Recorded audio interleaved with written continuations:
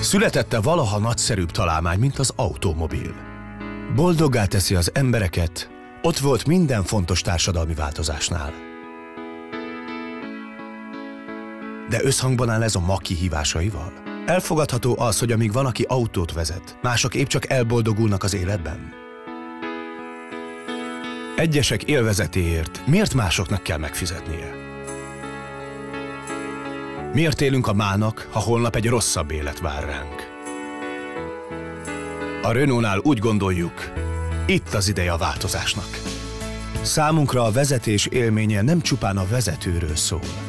Nekünk ez olyan élmény, amelyet mindenkivel megosztunk.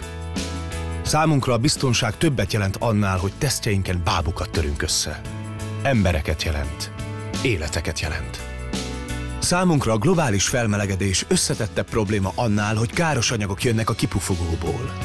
Kérdés, melyet felteszünk magunknak a tervezés alatt, használat közben és azután is. Elérkezett tehát az idő, hogy megalkossuk az elektromos autót. Hogy az autózás újra az emberekről és az életről, tehát mindannyiunkról szóljon. Renault. Drive the change. Boldog új évet kíván a Renault.